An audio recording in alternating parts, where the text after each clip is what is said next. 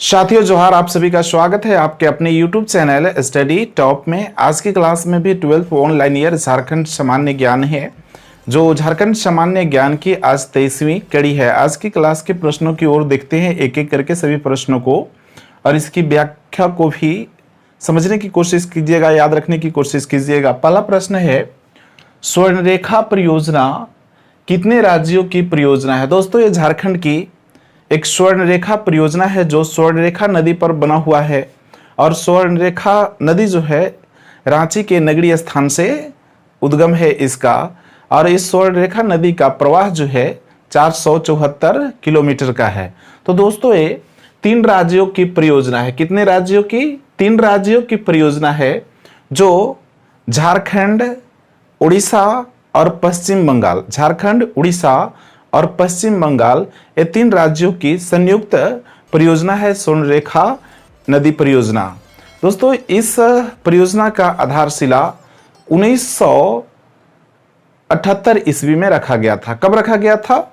1978 ईस्वी में स्वर्णरेखा नदी परियोजना का आधारशिला रखा गया था। तो याद रखेंगे, ये 3 राज्य झारखंड, उड़ीसा और पश्चिम बंगाल की संयुक्त परियोजना है, जिसकी स्थापना 1978 ईस्वी में रखा गया था। अगला प्रश्न है, रांची स्थित तंत्रिका मनोचिकित्सक विज्ञान संस्थान की स्थापना कब हुई थी? दोस्तों, आपने कांके का नाम तो जरूर सुना होगा, जो रांची के कांके स्थान में स्थित है। और वैसे कांके स्थान का नाम है, उस चिकित्सालय का नाम नहीं है जहां पे मनोचिकित्सालय है। जो रोग की मरीज होते हैं उनका इलाज वहां पे किया जाता है। तो दोस्तों, यह जो है मनोचिकित्सा विज्ञान संस्थान जो रांची के कांके में है, इसकी स्थापना 17 मई 1918 ईस्वी में किया गया था। 17 मई 1918 ईस्वी में। कहीं कहीं आपको झारखंड सामान्य ज्ञान में पढ़ने के लिए मिलेगा कि इस मनोविज्ञान चिकित्सा संस्थान की स्थापना 1925 ईस्वी में हुई थी। तो ये 1925 और 1918 दोनों में अंतर ये है कि 17 मई 1918 को अंग्रेजों ने इसकी स्थापना किया था, जबकि 1925 से इसमें भारतीय लोगों को चिकित्सा या फिर यहाँ पे शिक्षा प्राप्त करने की अनुमति मिली थी 1925 से। तो कहीं कहीं 1925 आपको देखने को मिलेगा। तो इस तरह दोनों में कंडीशन है। अगला प्रश्न है, संथाली भाषा संविधान की 8वीं अनुसूची में किस वर्ष शामिल की गई? तो दोस्तों, जो झारखंड की संथाली भाषा है, संथाली जनजाति की, उसे भारतीय संविधान के 8वीं सूची, जो 8वीं सूची भारतीय भाषा संबंधी अनुसूची है, और उसे 2003 में शामिल कर दिया गया है। 2003 में भारतीय संविधान के 8वीं सूची में पूरे भारत की 22 भाषाएं शामिल की गई है, और उसके बाद से 1992 में 3 और भाषा को जोड़ा गया, मतलब मान्यता दी गई, और 2003 में 4 भाषा, यानी कि उसके बाद 3 और 4 7 भाषा और 8वीं सूची में जुड़ गए। अगला प्रश्न है, झारखंड में कृषि कार्य में कितने प्रतिशत भूमि का उपयोग होता है? दोस्तों, झारखंड की जो कुल क्षेत्रफल है 79,714 वर्ग किलोमीटर, उसमें से 23% भूमि जो है कृषि की जाती है। 23% भूमि में जो भूमि योग्य है उपयोग की जाती है। और याद रखेंगे, 29.55% पूरे 79,714 वर्ग किलोमीटर क्षेत्रफल का 19.55% पर भूभाग पर वन है, जंगल है झारखंड की। अगला प्रश्न है, देवघर स्थित प्रसिद्ध शिव मंदिर का निर्माण किस शासक ने निर्माण करवाया था? तो आंसर है पुनर्मल। पुनर्मल। आपने देवघर के शिव मंदिर का नाम तो अवश्य सुना होगा, देवघर बैद्यनाथ धाम। उस मंदिर का निर्माण पुनर्मल ने करवाया था, याद रखेंगे इस बात को। अगला प्रश्न है, भोक्ता विद्रोह जो 1771 ईस्वी में हुआ था, भोक्ता विद्रोह 1771 ईस्वी में हुआ था, उसका नेतृत्व किसने किया था? आंसर इसका जयनाथ सिंह। जयनाथ सिंह ने भोक्ता विद्रोह का नेतृत्व किया था जो 1771 ईस्वी में हुआ था। ये भी आप याद रखेंगे कि झारखंड के इतिहास में 1771 में एक पहला चेरो विद्रोह हुआ था और उस चेरो विद्रोह का नेतृत्व करता थे चित्रजीत राय। चित्रजीत राय जो चेरो विद्रोह 1771 ईस्वी में हुआ था। दूसरे चरण का चेरो विद्रोह जो 1800 में हुआ था, उसका नेतृत्व करता थे भूषण सिंह। तो याद रखेंगे ये भोक्ता विद्रोह जो 1771 ईस्वी में ही हुआ था और जिसकी नेतृत्वकर्ता जयनाथ सिंह थे। अगला प्रश्न है, 2011 की जनगणना के अनुसार झारखंड का देश में कौन सा स्थान है? दोस्तों अभी के पहले तक तो 2011 की जनगणना के अनुसार सभी आंकड़े ज्ञात हैं और 2011 की जनगणना के अनुसार जनसंख्या की दृष्टि से भारत में झारखंड का जो स्थान है वो 14वां स्थान है। 14वां, याद रखेंगे भारत में 14वां स्थान है झारखंड की जनसंख्या की दृष्टि से। अगर क्षेत्रफल की दृष्टि से बात करें तो झारखंड का भारत में 16वां स्थान है। झारखंड का भारत में 16वां स्थान है क्षेत्रफल की दृष्टि से।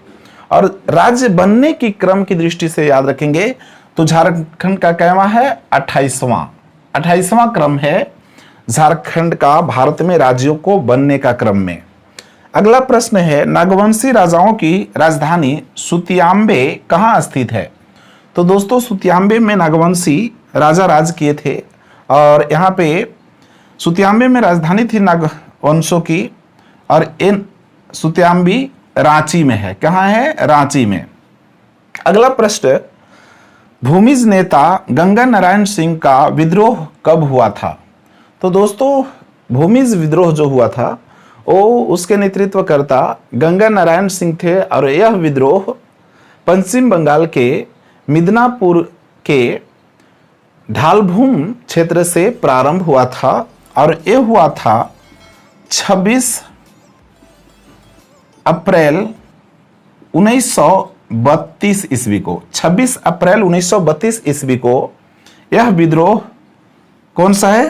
वो भूमिज विद्रोह हुआ था जिसका नेतृत्वकर्ता गंगा नारायण सिंह थे। गंगा नारायण सिंह के पिता का नाम लक्ष्मण सिंह था। अगला प्रश्न है, झारखंड के किस जिले में गौतम बुद्ध वन्य जीव अभयारण्य है?